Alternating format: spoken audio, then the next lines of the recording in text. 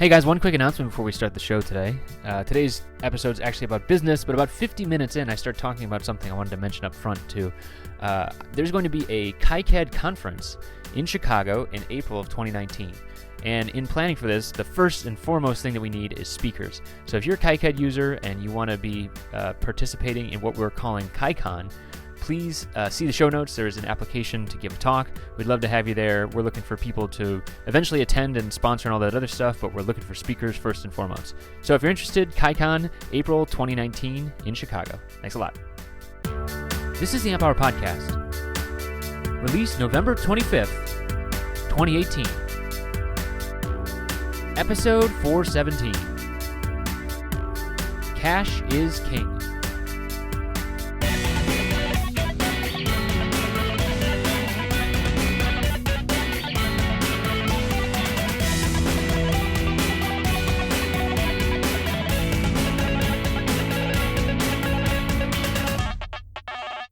Welcome to the Amp Hour. I'm Dave Jones from the EEV blog.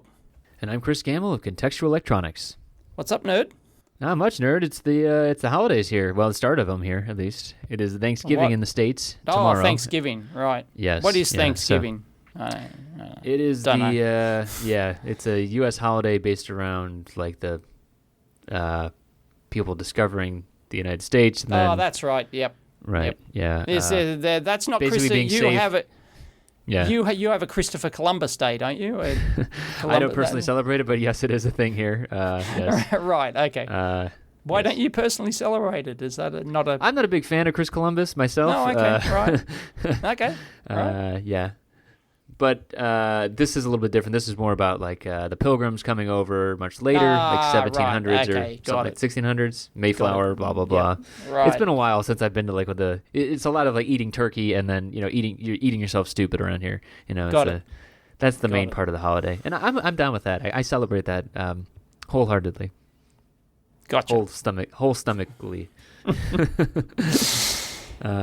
Yeah. So that's good though. But what it really is like we're just kind of.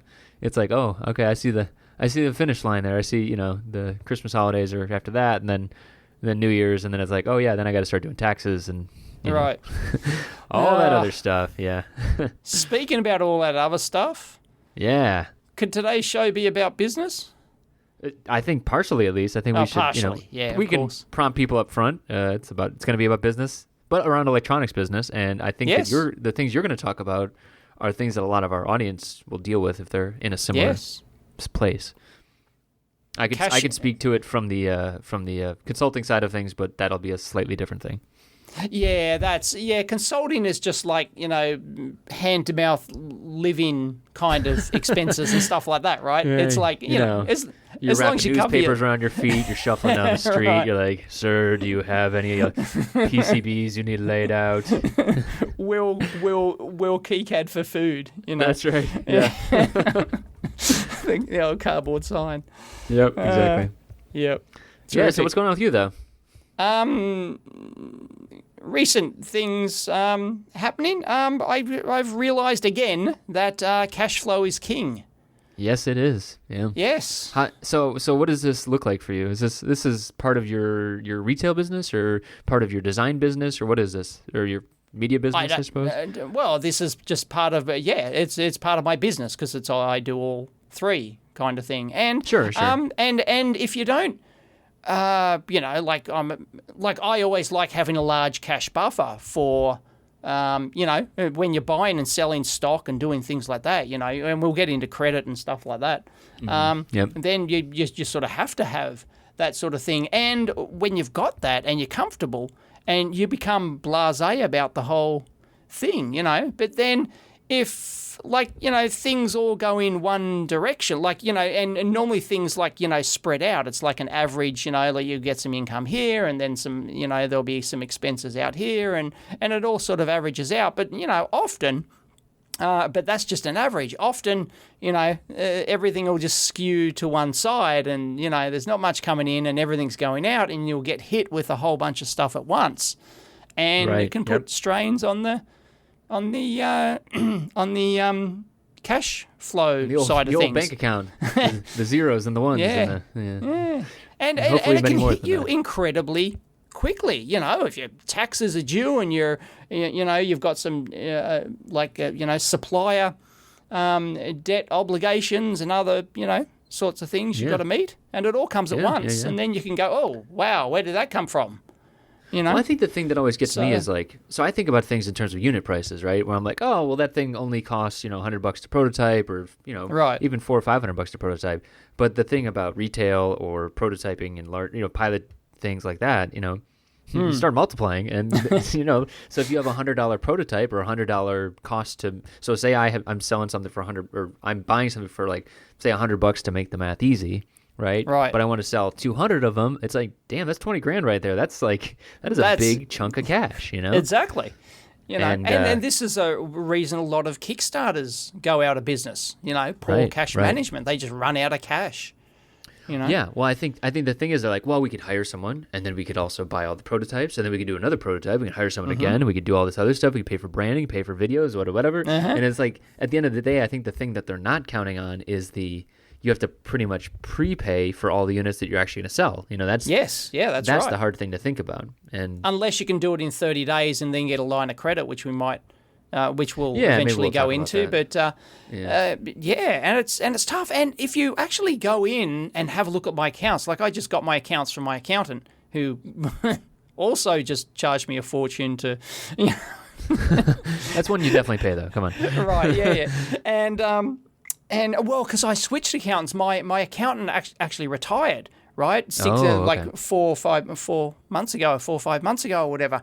And so he handed everything over to this new guy who I've been, getting up to speed with. So there's extra expenses there in getting up to speed with a new accountant. And of course, they charge you by the hour. They're not a fixed.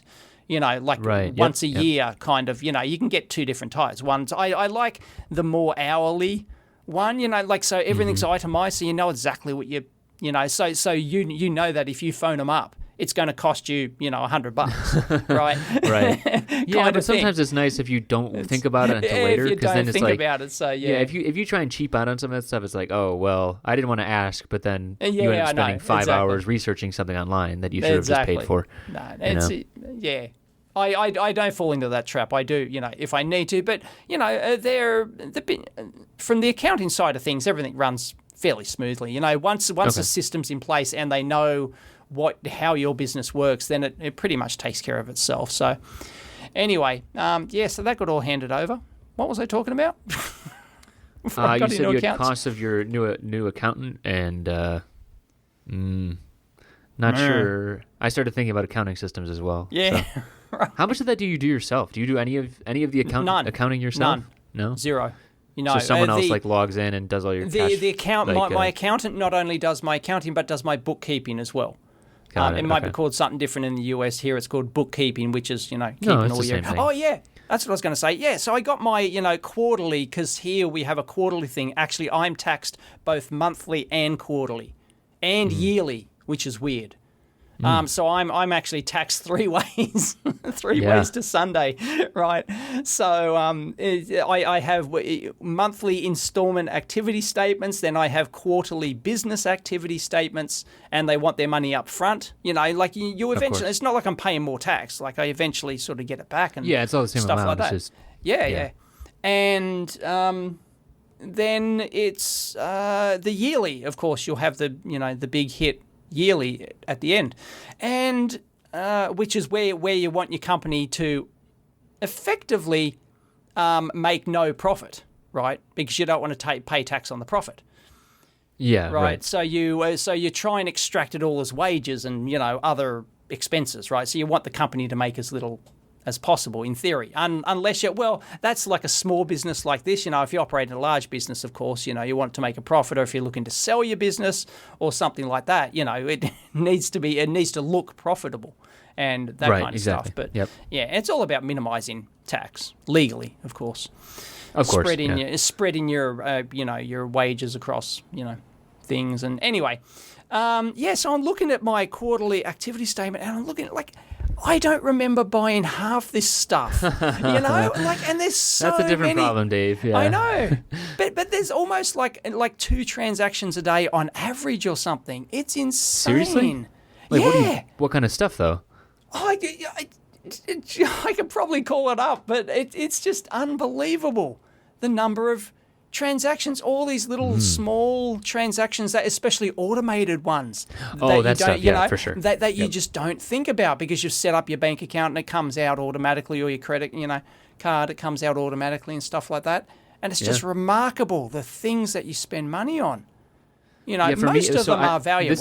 I was going to say, this isn't probably as big a problem for you yet, but for me, like, it's so easy to buy stuff on Amazon that, like, right.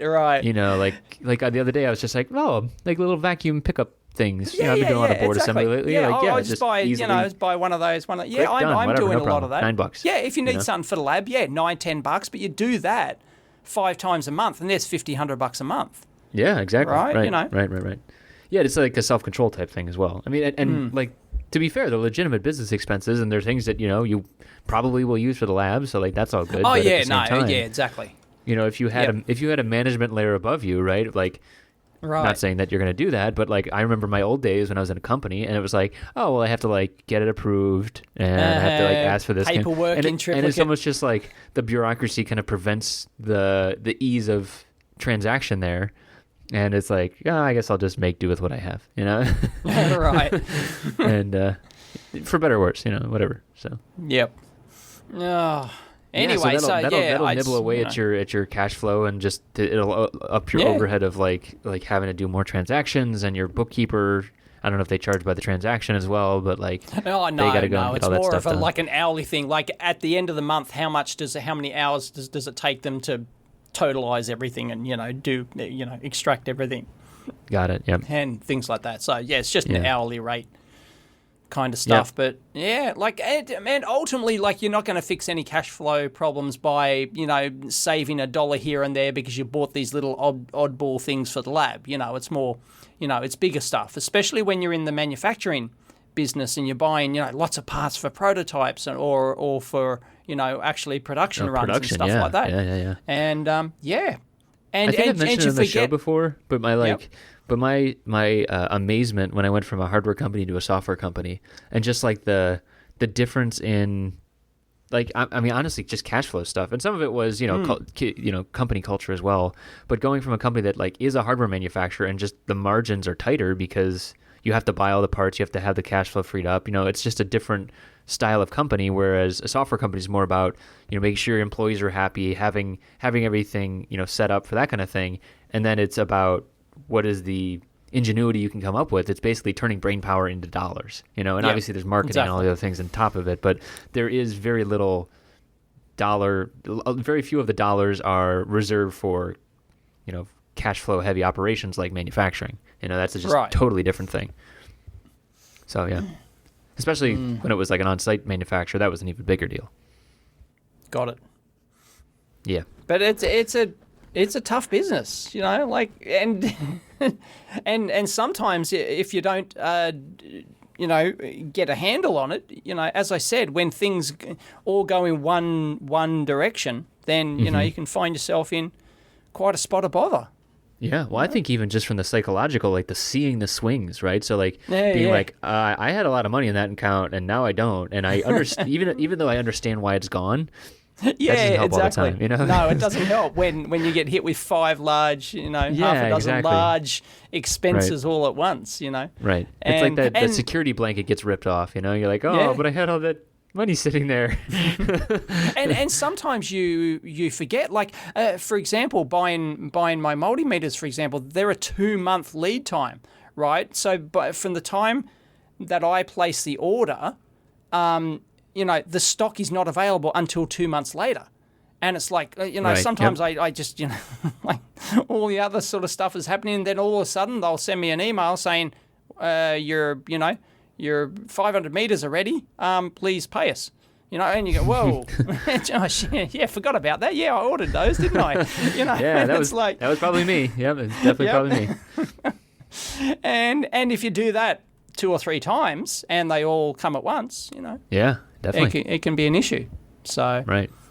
Well, I mean, so is there anything you can do in that case where you're basically you're almost like a wholesaler at that point, or retailer, I guess, somewhere in between those two. Exactly. Well, there's two things to do. One is to manage your systems better, like get an ERP system, for example, which can help out. Large companies use these ERP systems, which are, what does ERP stand for again? Enterprise resource planning.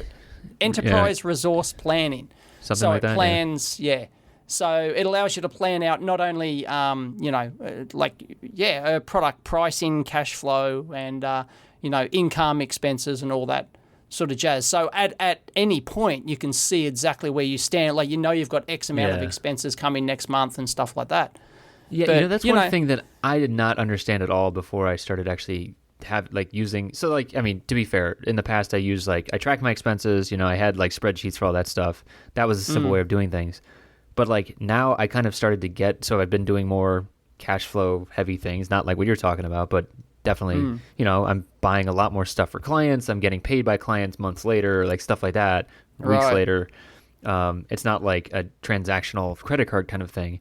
And I realized one of the things that the systems is good for is basically tracking the difference between what I'm actually owed versus what I owe versus what I actually have. Those are all three very, very different things. And that's kind of the basis of accounting as far as I understand it now. It's you're basically trying to get a better picture of all the things that have and will happen so that you can actually, and you could play with those numbers if you really wanted to, like you were saying, look good one way or another. But really it's more of a health of the business type of thing. If I don't have enough money in the pipeline being, if I have net 30 terms, right? Net 30 being the people that I'm charging have 30 days to pay. Well, I need to know that 30 days ago I charged them and that they should be paying in this amount of time. And I might have cash at this point, it's it's so stressful. And something like an ERP system will give you visibility of that into the future so that you can know, next month it's going to be a problem. But if I just delay the payment to that person by 2 days, then this other money will come in first and I'll be sweet, Right. Yeah, stuff like that. But as I said, if you operate your business with a large cash buffer, you can just average out, smooth everything out. And if you build your business up to have a cash buffer like that, smooths all out, and then you don't have to worry, and you don't need a system like that because you just rely on the fact that on average there's enough coming in, there's enough coming out. It's like a big, it's like a big, it's a capacitor, right? It's a big capacitor. Yeah, exactly. But big old bucket of cash. And so you don't need those systems, and you could argue that for a small, almost one-man band type, organization like we are, or anyone out there, just running their own little kit hobby business or something like that, it's probably overkill. But yeah, it's well. So from your perspective, the things I think about is the things that you could do in to lower this effect. Like you said, you're going to be you're okay with all this. It's just more of a mental thing. But the things you could do is if you were allowed to take money sooner from a customer, which I don't think you're willing to do, you then could have cash on hand. I'm not a big back order guy. Right. I'm not a fan of back orders. And I think that actually there are some restrictions in the modern day of you can't do it for more than, at least maybe in the States, I'm not sure other places. I thought it was a 30-day restriction. You can't charge and hold the money for more than 30 days. Oh, really? Okay. I think it just changes, you get taxed on it or something weird. Oh, okay, right. Yeah, I just know that on a lot of sites they're so Airbnb, right? They started being well, we'll charge you closer to your actual reservation. Right. That's right. So that's one thing you could do is you could try and take money sooner, but your clients probably wouldn't like it. All of the people that buy from you probably wouldn't like that. The other thing you could do is the dreaded, here we go. You could be lean, Dave. I could be lean. Right. But this is actually a decent, a lot of the manufacturing processes, the reason they talk about lean is because they're well, you don't want to have a crap ton of stock sitting around. So if Dave went and bought 10,000 multimeters and they sat on the shelf, that's just effectively stock that's sitting there rotting and just not worth anything. Well, it's worth a lot, but it's it's not doing you any good. And so the idea is that you try and make each order smaller and smaller. So now you're not ordering 500 meters, you're ordering 10 meters. Do that because I've negotiated prices where I don't really get a discount whether or not I buy 50 meters or 500. Like Right, right. I don't actually get it cheaper. But the problem is there's a long lead time on them. So I've Yeah, got to right. remember, I've got to have almost like an automated system in place to keep track of my inventory and my average sales levels, and know then to automatically place another Right. purchase order, for example. Right. Right. And this is So where you- I think And forecasting you comes can't into I don't play think you and can stuff. do that manually, because you're always going to ignore it. And, oh, look, I'll do that next week, and then you're out of stock. Right. You just forget to do it. Things get you get preoccupied with other stuff. If you're going to do that, you need an automated system, I think. Yeah. Or Well, and I some think this form is of what a lot of automation. the businessy Oh, types are. the big ones are- have. Yeah. Yeah, but I meant actually just like the people that are like doing operational type stuff and financial type stuff. What they're doing is that like, so they'd be looking at like your numbers from last year and being like, oh, well, in November, because of all the Christmas traffic, you have a bunch of people trying to buy meters. So you should put your order in August, right? So that you have the stock there, Right. you know? Yeah. So it's like it. Dave, you should it should can hire a business consume person. you. That's what I you should could do. hire a manager. That'll solve. Yeah, you the- should hire a consultancy, you know? That'll solve the problem. They'd love to take your money. You have extra cash in the bank? We could take care of that, sir. Well, let's talk about because we said like different solutions. We Yeah, talked yeah. about one there. Well, the second one is, of course, lines of credit. Yes, And right. we like, I don't have any lines of, like, I probably maybe should, but I don't have any lines of credit with my component suppliers, i.e. the DigiKeys and mouses and all the rest of them, or with the manufacturers of my products. So it's like Right. I basically just put in how it works is I put in a purchase order, say, I want some more multimeters, put in a purchase order, and then they go, yep, fine, thank you very much, and they spend their 2 months making them, and then they send me an email, as I said before, saying, hey, we're about to ship, please pay us, and I pay straight away, and then Yeah. so all that money is soaked up, right? It comes out of my business, and I don't get that money back until I've sold all of that stock, which could be over the next month or two, right? Yeah, I think that, well, some of that, I think you are getting a little bit of a line of credit there because you're not asked to pay anything up front when you make the order. Oh, So like true. you are being offered some Yep. amount of terms there without it being stated, but I guess, yes, but that might be the Dave Jones discount, you know. But, yeah, no, but what I'm talking about is that they send you the parts. Like what credit, actually, what a net line of credit is that Yeah. they will send you the stuff without taking your money. Because Right. you've proven yourself to be a reputable business and you always pay, therefore they're willing to send you the stuff first. And this is famously how Steve Jobs and Apple got their start. Yeah. If you know the story there. I do, but you can repeat it here if you'd like. Oh, yeah. Well, the original Apple one, they were in the garage and they wanted to make these things, but they didn't have the money to buy all the PCBs and the parts and everything. So they went to their suppliers, said, hey, would you like, and Steve Jobs phoned up, and he's pretending to be, some big hotshot businessman and stuff. He was really good at that sort of stuff, which is why he ran the business side of things. And he pretended to be a hotshot, and they said, hey, would you like 30-day net? And he had no idea what that was, and he said, yeah.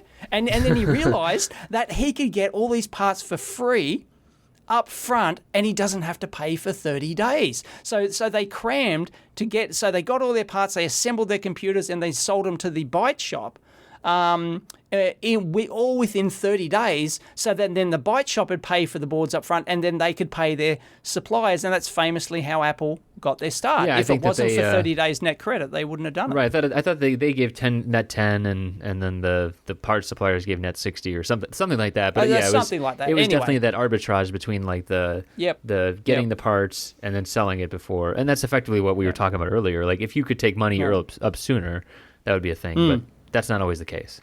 Yeah. So, whereas my manufacturers or DigiKey won't send me the parts unless I pony up the money. Like I could set up the account. I just, haven't Right. bothered. Like I just, Right, and it's right, just right. another thing to remember to pay down the track. It's Right. like, once again, it's another extra layer on the business side of things. right. This is something that I was looking at too, because I've been making lots of prototypes and just things like that. And I started looking into like, oh, well, DigiKey does it, Arrow does it. All the big distributors can. All of them do it. Yeah. Yeah, can do it. And I started looking into it. And then I ran into something interesting that I hadn't ever seen before. It's called the DUNS number, DUNS. Have you ever heard of that? I've heard about it, but I don't know the details. So basically, it's almost feels like a Better Business Bureau kind of thing. And kind of like it's like a business credit kind of thingy, and like basically you can register your business with them. I didn't know anything about it. Basically, I was looking at the DigiKey page, and they're like, "Hey, do you have a DUNS number?" And I'm like, I have no idea what that is.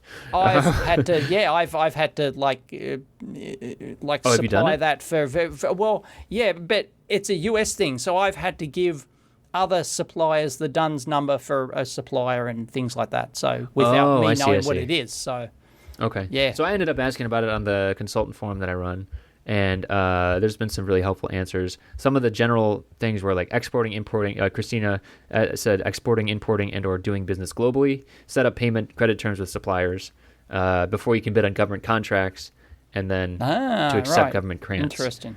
And so that. I didn't know anything about these, but then like it also like there's like a background check and all these other things.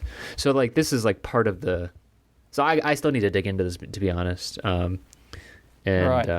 think it's just like a secondary feature, like way to trust businesses, versus as some dude being like, I'm credit worthy, like look at my personal credit score, and I think it's because you don't have a personal credit score. It's more of it's a business credit score kind of thing. Of course, so, yeah. Interesting, yeah, and that's an American thing, but I've had to like shuffle a DUNS number around occasionally from company to company. So you were basically passing it through. I was basically passing it through because there's some form required. Oh, what's this company's DUNS number? I don't know. Yeah. Here it is. Cut and paste. Yeah. Right. Right. Yeah. If other people have background in that, I'd love to hear about it in the comments. Because I don't know. I haven't really taken it much further than that. I saw that and I was like, well, I guess I'm doing this at some other point. Right. But yeah, I mean, so like, but in that case, then basically just like how I get paid net 15, net 30, depending on who the client is of mine, then I could get, and I'm sure people that have gone through DigiKey Mauser pages, the same thing. It's not necessarily just a credit card, but it's also like you can be like, put in your business number, and then you get an invoice at the end of the month, and you got to pay it, and that's a simpler way of doing things. Not simpler, it's a credit way of doing things. Yep. Yeah. And I've personally I'm forced into giving lines of credit to my advertisers, for example. Like some of them are 60 days, right? Oh, really? Yeah. Yeah, they won't pay it and at the end of the month. So if they put an ad on my website, for example, right? So not only do I have to wait until the end of the month that advert ran before I can invoice them, then it's another 60 days after that. Good Lord. Right, before they'll pay me. So it's so far down that you forget all about it. And in fact, it's kind of a good surprise. Like, you're looking at your bank account and all of a sudden, where did all that money come from? Oh, yeah, I forgot about that. Yeah. That was months ago. That's a legitimate thing. And like, I assume that usually it's the bigger companies that usually get more credit. It's the media. Backwards. Yeah, it's those, the manufacturers who hire those ad agencies, they all run these, they all absolutely insist that you have to use their terms. And it's their terms of the highway. And it's annoying, whereas others are up front. I invoice them at the start of the month. So the 1st of December, for example, I'll invoice them.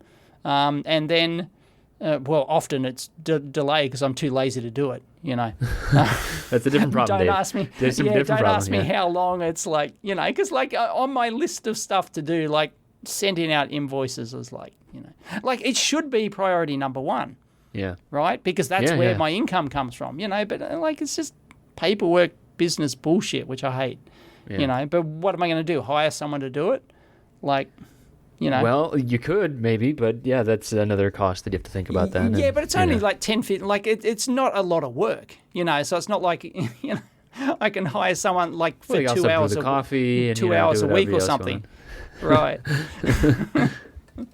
Yeah. Yeah. And that's the other thing. What do you do for those oddball jobs that take, a few hours, like that take an hour a week, Like I've got someone who does my logistics, handles my logistics and packing and shipping, or a good lot of it actually does the physical packing and shipping. And it's not that much work. It's only a couple of hours a week. But, like often, like how do you find someone to do a job a couple of hours a week for you, especially if it needs to be on site? I totally agree with that. I mean, that is a common problem across all businesses. Yep. Yeah. It's a trust thing, and you got to find the right people, and, And that's why I deliberately targeted, when I was looking for someone for that job, I deliberately targeted mums, like, stay-at-home mums. Oh, right. People that might want to pick up some extra work and might want to pick up a few extra thing. hours here and there during the day while the kids are at school. They drop them off in the morning, and they might have a half a day to spare, to come in, and that's the perfect kind of person. They don't expect like a full-on, 3 full days a week or something. They're just happy with, a few hours here and there. So definitely. Yep. But anyway, it's business, huh? Yeah. Well, maybe I could hire maybe there's like a consulting, like a company that, like, a book. What is it? No, it wouldn't be a bookkeeping company. What would it be? Like an employment agency, you mean? Like a No. Someone that would just like invoice your clients for you and do all that sort of secretarial type work. Yeah, I mean that might be an in-house bookkeeper. I mean, like a generalist, really. I mean that's right. Yeah, someone who. Yeah. It's just Some and they don't need to be here to do it, right? You just give them access to your systems and stuff like that. You could do a virtual assistant as well. That could be another thing you could do. What's a virtual assistant? So like the Amp-Hour used to have a virtual assistant. You and I lived in different places. Yeah, we did. Yeah, and she took care of some of our advertising stuff when we used to do that more. Oh, really? And she lived in Scotland. Wow. Her name was June. She was great. So I liked her. It shows how much input I have on the business side of the Amp-Hour. Yeah, it's okay. Yeah. I can give you her name, maybe. And that's the thing. Like, that's like how most people get it. Like it's usually word of mouth. That's something I'm realizing about business is just like how much of it's word of mouth, because it's like, well, I got this problem, and how'd you do it? Oh, well, I did it like this. Well, that sounds good. Like it's not always like that, but like I'm really surprised that's, it's just so hard to. Imagine like so you're looking for a new assistant, or it could be as simple as it could be like the situation where it's like you want to find a PCB designer, right? And if you ask a friend who they used for a PCB design last, and they're like, well, did you like their work? Yeah, they did great work. Everything worked out well. Everything worked out great. Like, and then it's like, okay, now I'm gonna go over to the site where there's 500 PCB designers, and I have to go and try and search through them. And then like it might not work out. Like I'm probably gonna like trust the friend first, and like that's exactly. It's just how it goes. Yeah, but yeah. Yeah. Business sucks. It has its own unique challenges. Like I don't think you'd be happy working for other people right now. So. No, exactly. I'd never go back working for others again. I would encourage everyone to start their own business, or at least have a go. Maybe, at least have a side business, like not, we've talked about, the risk thing, but, most small businesses go under. What is it, 80% or something fail within the first X years, like or something like that. Full-time thing, maybe, but... People who go out and get a loan. Tindy selling is like a great way to dip your toe in, like... Yep. My friend Bart is selling on Tindy, and like he's doing like a lot of hand assembly, and it's like like you get to that point where you're like, yeah, do I really want to be doing this? He still wants to do it, and it's like it's low run and it makes sense, but like where's that threshold then? Well, that's it. I used to get, smallish batches up to a couple of hundred made by a guy in his garage. He just hand assembled them. He didn't have a pick and place machine. He just, I just paid him He was the pick and place machine, and he did quite a good job. And it was literally in his garage, and where did I find him? Usenet.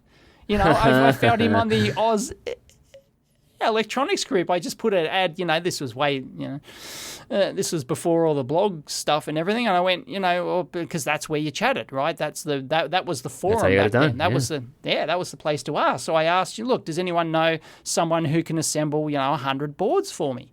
And, and the guy saw it because he was on the forum and he saw it and said, yeah, hey, I can do that for you, Nice. And I went, okay, how much? Yep, okay.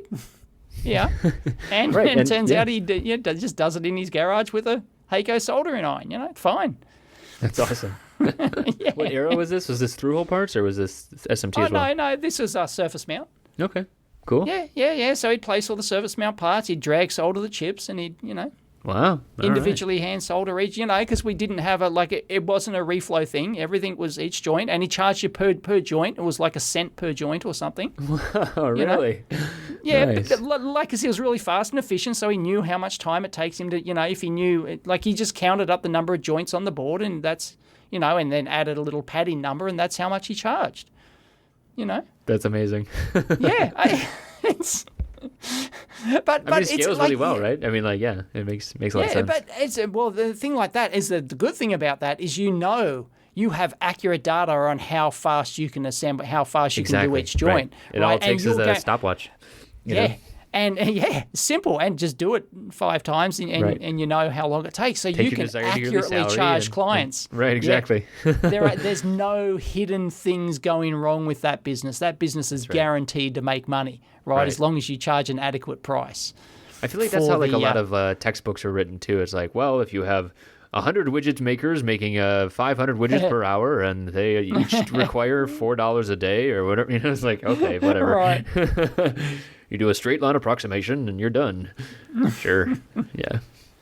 Whereas we've talked about that before, whereas, our the consulting business is like, okay, I need to design something. Lots of things can go wrong. So you've got to put all that big padding in there. Yep. Right? So you don't know how much padding to put in. And that's, it's even if you got, a decade's worth of experience doing consulting jobs and then padding out things, you can just get one bad job which just swamps you, and you just, exactly. All that stuff you didn't expect, and you're going to make a loss on that, and you just got to eat it. Yep.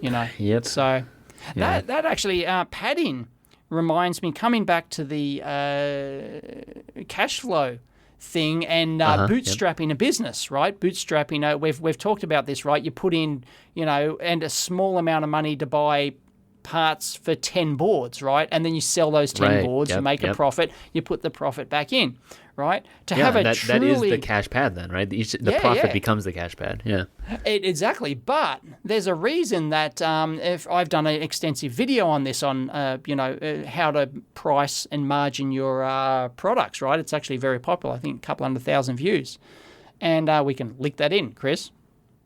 Sure. Yeah, I'm taking notes as we go, man. Yep. Remember me? I take notes. Yeah. Yeah, you do. And you hire people to take in Scotland to take care of stuff for us. I used to. Yes. Yeah. You used to. Yeah.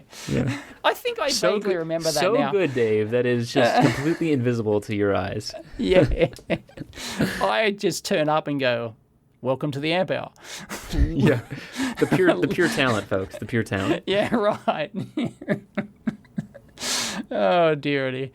Anyway, yes. So there's I came up. The average, the industry standard number is 2.5 times, right? So if something costs you $100, you need to sell it for $250.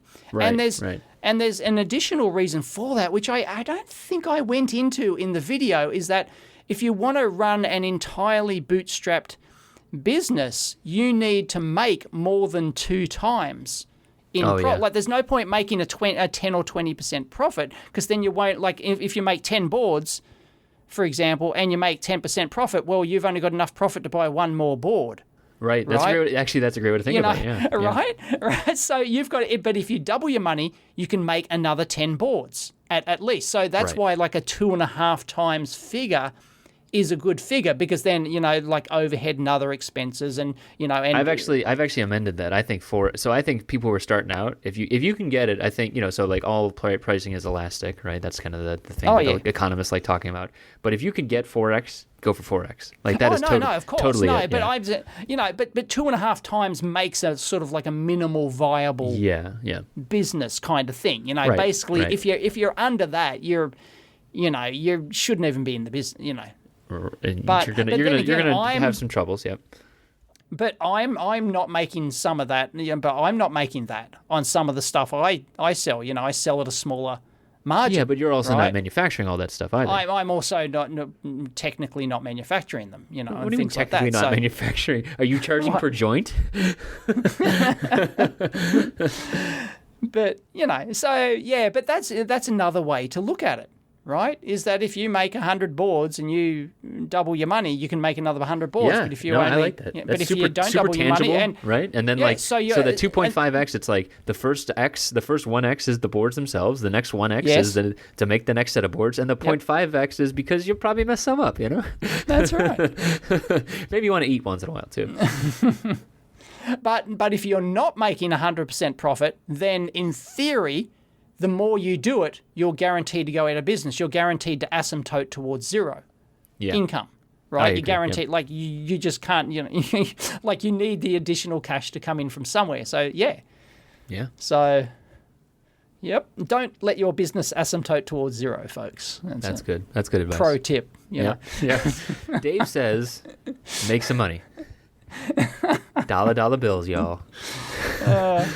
Anyway, it's all this business stuff is, it's fascinating. It's why people do MBAs and business courses. I'm sure you learn all this crap. Yeah, I think that's the problem though, is that like, so I think about the people who do MBAs. I have a friend that actually just started an MBA, and he loves it, and but all this stuff he's doing too, it's like it's going to be very targeted towards like, monster businesses, because he's going to be working for Fortune 500, Fortune 100 companies. Exactly. And it's or like big formal startups that are big cashed up, you that are sort of, they raised hundreds of millions of dollars or whatever. Yeah. And it's like, and that makes sense. And I think that's a very specific thing. What we're talking about is more like practical business knowledge. You know what I mean? Like, you're right. If there was one of those as a degree, like first off, you wouldn't need the piece of paper at that point. I think that's the real thing. The real way to get this knowledge is to do what Dave's doing, right. Sell a bunch of crap and, exactly. Try and fail. And that's how a lot of people learn it. But, if they're it's actually, not if people, not that I'm failing, folks. No, that's not what we mean. But like just dealing with the stress of everyday business stuff. Yeah, exactly. And you think if there I'd are learn, resources, though, I've I'd love to hear about it. Honestly, like I don't know any of those. So, but they're not always applicable to every business is different. If you think there's one set of rules that you can operate your business by, you're kidding yourself. Not all manufacturing businesses are the same. Not everyone wants to turn their business into a big conglomerate, right? Sure. Some people are just happy to have a nice business that brings in $100,000 a year. They don't want to grow their business, and good on them. Just 100,000, just a small chump change, But like they just want to replace their job. Right, they just want to replace their job but be their own boss, but they don't want to grow the business. And if they stay a one-man band for the rest of their life, they're happy, and there's nothing wrong with that. That's true. That's true. So don't feel as though that you have to grow your business. Right. Sometimes you don't. So I know that's very anti, but that's if you go, but you won't learn that at MBA school. Right? That's like, oh no, like that's a defeatist attitude. Right. Right. How can you be in business if you don't want to be hugely successful? Right. That's just it's nuts. So what Dave's talking about is not an MBA. It's not a Master of Business Administration. Right. It's an MLBA, a Master of Lifestyle Business. What? Lifestyle that's business. A thing? That's what they call them. Yeah, that's exactly what you're talking about. Yeah. Really? You can do a Master of Lifestyle business? No. The degree is not actually, but I'm saying, right. I was going to say. Yeah, no. That's what we're both talking about, though. Business. We're both talking about like building a lifestyle business that's like comfortable, interesting. There's a lot of interesting problems, but not like a growth business. but it's very anti-entrepreneurial. So if you go watch the entrepreneurial channels, right, they'll tell you, oh no, you don't want a lifestyle business. You want a business that you grow and you build, and then you just walk away from, and it just generates income for the rest of your life. You know, that gravy train. You know, so you set up some online web store where you have never touched a thing. You just set up the store, and you just, you know, or you set up 10 different web stores, right? There's courses you can do, how to become rich and successful. Don't setting up these web stores with, you know, and then you've never handled you've never operated a tape gun in your life to seal a box, you know, right. And yes, you can become rich and successful and have income for the rest of your life. You can also fail miserably, you know. Yep. And there is one book that I was reading that I liked that is about scale. The book's called Scale. Scale, yeah. And there's another one by I tried to read that, and I wasn't, like, you give me all these recommendations, and I try to read some of them, and that was one I tried to read, and I was like, oh, yawn, you know. Well, here's the things I like about them. Like, so, like, the ones, because we're talking about business this episode, the thing that's good about it is, like, the thing that, like, I ultimately pull out of all these things, and then Michael, who's been on the show before from Programming Electronics Academy, he talked to me about this a lot, too, is the hit by a bus test, right?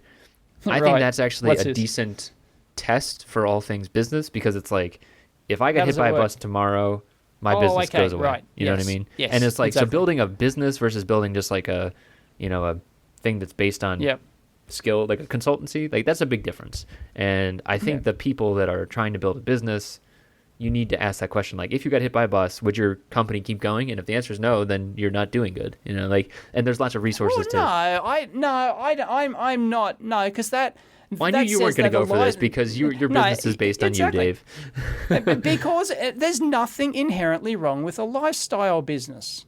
If that's what you want, look, if you're worried about getting hit by a bus and not being able to work anymore, you have insurance for that, right? You have income protection insurance for that, right? You can buy that security, right? Yeah. But then the business is dead too, right? So like, that's the idea. Is that you're right. The business, your family will be okay, but the idea is the whole hit by a bus test is that for someone who like wants to have a business that's not necessarily completely dependent upon them, that it allows them to step outside the business, go on vacation, do all the things. Like, you know, when you go on vacation, which is fine. Yeah.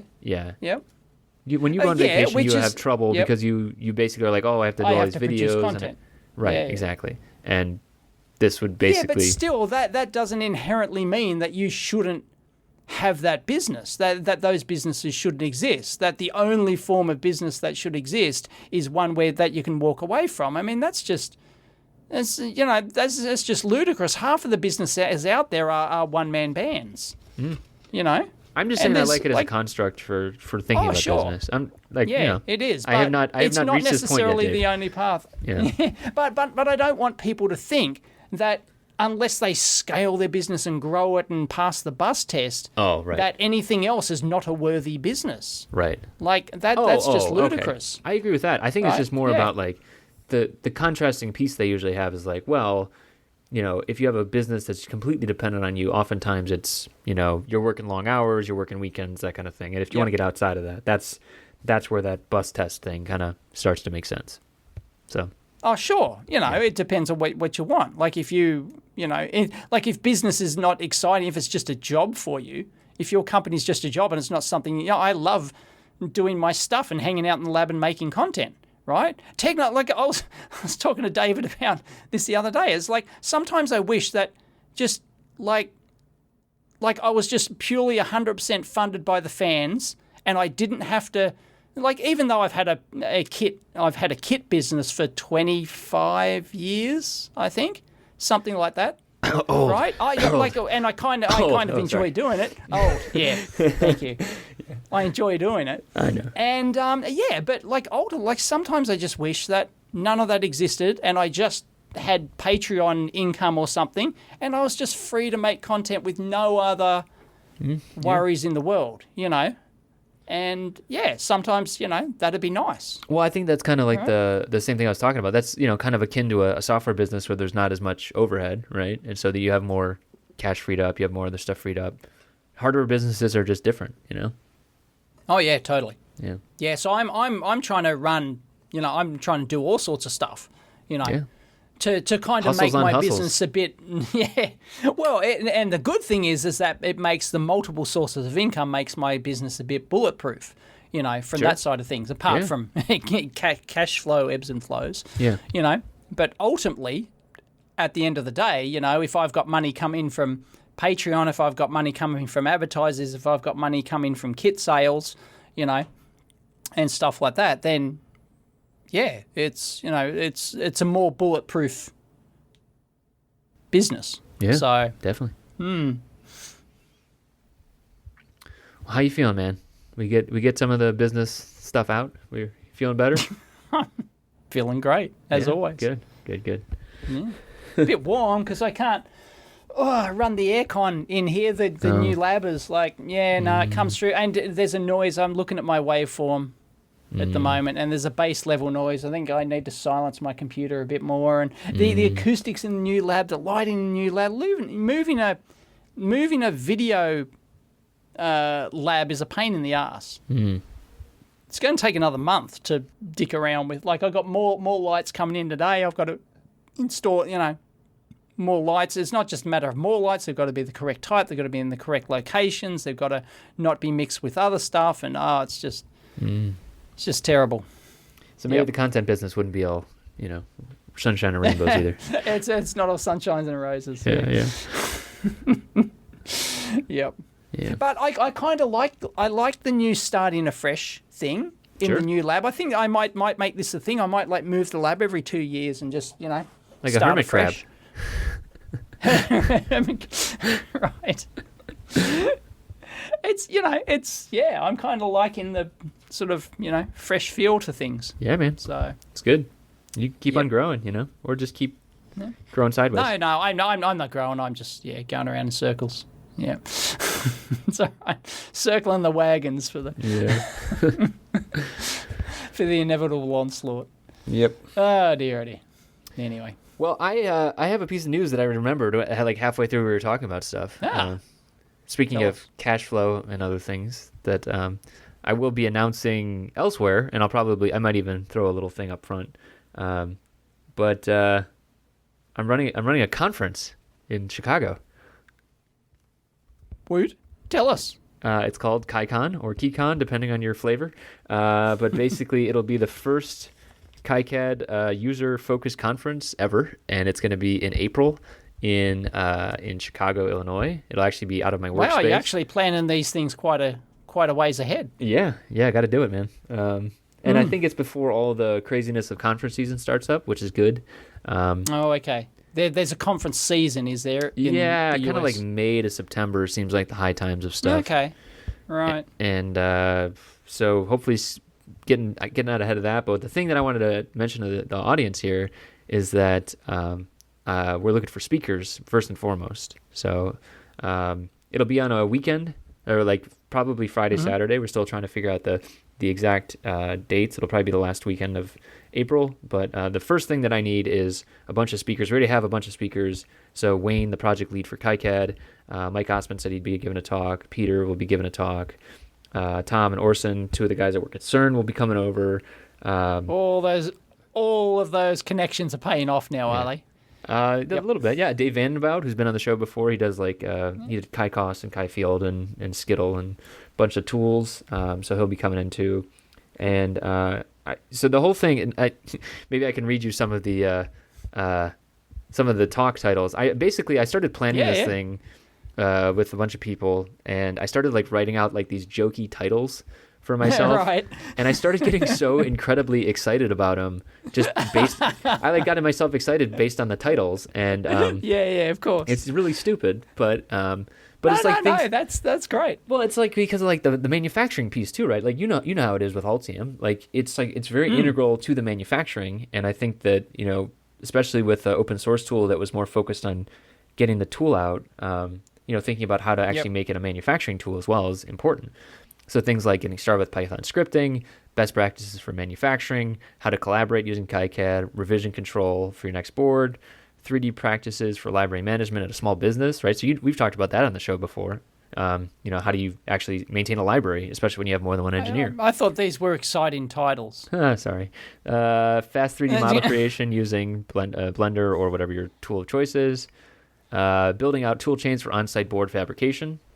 Gerber hacks. Artwork in KiCad. Deep cuts. Gerber hacks is better. Like, you know, if I was looking at the roster of these talks, I'd be going to the Gerber hacks. Right? You know, come on. How about this one? BGA breakouts expect... can be a breeze. That was another one. That was like BGA breakout type of things, No, it needs to be BGA breakout ball buster or something. I don't know. Sure, yeah, come on. That's great. Be a bit more creative. Hey, these were like things that I wrote up in 5 minutes, but like you are welcome to give a talk and come over and also learn KiCad a little better and do all these things. Yep. But yeah, I'm really excited about it, and mostly just getting together with people, and the fact that it's KiCad is obviously a personal interest, but it's also just about electronics. They're pretty intermeshed these days, and so just getting together with a bunch of electronics nerds and talking about this stuff should be really exciting. So is it expensive to run a? Oh no, you're getting the space, aren't you? That's right. Well, they're going to charge for the space. I think I get a slight discount. Oh, right. But, yeah. Oh, okay. Yeah. But I mean, it's compared to doing it like in San Francisco, like at a place, it's as much cheaper than that. It's not in a big swanky hotel somewhere, conference center somewhere, right? Right. Yeah, and this is going to be in Chicago at the workspace I'm out of. They've got probably spaces for 250 people, but I was going to say, how many people are you expecting? I don't know yet. We're still trying to figure that out too. But it'll depend on how many people submit talks and all the other things too. So and this is a paid for event? Yep. Yeah, it'll be like low cost tickets, kind of like SuperCon was, and any money that's left over at the end will just be going to the. How much were project. tickets to SuperCon? I don't know. SuperCon tickets I think were $128 if you got the early bird price, and then $256 otherwise. But I think we'll probably be a little lower than that. It'll depend. We're still figuring that stuff out. There's no tickets for sale yet. There is a sign up if you want to. If you don't want to give a talk and you just want a ticket, there's a sign up for that. But would love to hear if people want to give talks. So, is there a budget for getting big name speakers in or something? Like you're paying for their flights and accommodation or something, or anything like that? Would you get Howard Johnson in to talk about high speed design or something like that? I don't think he uses KiCad, so probably not. No, but you know what I mean? Like someone who's in that business of who has a big rep of giving, right. So these are all the project leads and stuff like that. So that's big names in the small pond. So. Yeah. So they're coming in. Are you asking if we have money to bring you in, Dave? Is that what you're really asking? No. I can I'll just sort out cash flow issues and I'll be there. That's right. There we go. Yeah. Right. But is there is that a thing? Or is it too small yet? Maybe I think that'd we're be probably too next small year for to that see kind of how. thing. Yeah. Right. But first thing, still getting our footing. So. Right. But very excited about it, and. So we're also going to make it a social thing too of have a hack session for Python scripting and right. Will also, there be badges? There may be badges, yeah. They'll probably be artsy and fun. So all right. Yeah. Great. Yeah. Excellent. Yeah. I'm excited and scared and mostly excited. Look at you, Mr. Event Organizer. Yeah. Well. Extraordinaire. It's not my first time. Hopefully it's not a habit I get into, though. But who knows? There might be a business running that. It might be a lifestyle business. There may be, but I don't think that's the kind of business that I want. Right. It's like the big conferences. Like there is money, I suppose, in those academic conferences where you have to pay $2,000 to go there, and then there's sponsorships on top of that. It's like, okay, well, where's all that money going? But like I said, all the money that's left over from this is going to the project. So. Well, see, that's the thing. Like the yearly show, the electronics show here in Australia, right? You might think that's run by some industry mob or something. No, it's just run by some private events marketing, that's their business. Right. They They saw do an events like opportunity this. and they- They saw an opportunity. Okay, this is a niche field. We can run this event. We can charge. Well, they don't charge people to come because passes are free, pretty much. Right, So right. but they charge the stall holders, and by doing that, they can. Okay, if we get enough X stalls, we can make a profit, and Right. and then the industry's happy because they've got their trade show. Sure. So yeah. That's great. Yeah. So maybe you can become that. You can become the tech, the go-to guy that just runs tech events. I don't think I want to do that. But No, but I mean, no, grown. I do like getting people together. So that's something I love doing. So I think that's a great way to get things. There you go. I told you. Started. It's a lifestyle business. Yeah. Right. Oh. Yeah. So Goodness. like I said, if people are even like remotely interested, put in a talk proposal. Cool. And we'll see how that goes. All right. Excellent. Well, is there? Oh, that was the last thing I wanted to mention about it. Sorry, last thing I promise. Because I saw there was a Neoden 4 thing. I'm hoping to do like a live demo using a Neoden, like how to actually go from KiCad to a Neoden as well. Right. And actually do like on-site demos and stuff like that. So that's like my goal, because I think there's a lot of fear around that. Of course. There was actually a good. There actually is a new. So Neoden actually now has a USA branch, which I did not realize. And their folks actually they made a single video so far, but it actually is very, very useful for getting those things set up. And so that's been great for me. Excellent. And so they exist to help people set up their units and stuff like that. And yeah, I keep mean them they're running, like a do they? US-based distributor. I think they take care of importing Actually support. now, and then they Right, also okay. do some content stuff. Right, so you can buy it locally. So you can buy it locally from them now, I guess. Yeah, I think so. Right. Got it. Yep. Yeah, I think they were, when I was at the show here in Sydney, they were, I think it was the American Neoden supplier that was there. Oh, interesting. Okay. Yes. Yeah, I remember they were on your video, I don't. Yep. I think they were American, yeah. Yeah. So, There you go. The last board I did was, it worked, but there was a lot of setup woes, and I think this will help a lot. So, yeah. Got it. More pick and place 'Cause stuff in my future. I've heard the software sucks. It's not super intuitive, but coming from the KiCad world, I'm willing to deal with a little bit of that to get the underlying goodness. So that's what I'm usually going for. Got it. Yeah. Cool bananas. So we had a ton of stuff. So this is not KiCad based now. We are now on Pandora. We should mention. We just recently learned. Oh, we're allowed to say that, are we? We are. And yeah. I don't use Pandora, so I haven't checked. I don't either. But there is a press release now from Pandora. There's like an early beta, and we can send a link to that. So people, I'll try and link in the beta. So it's not part. So if you search the website, we're not there.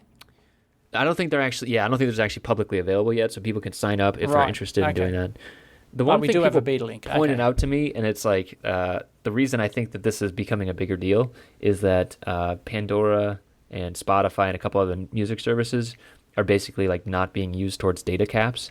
So like a carrier in the States might have a deal with Pandora or Spotify and be like, if you're going through these Where services, the data's free. the data is just included. And it's like, ugh. Yep.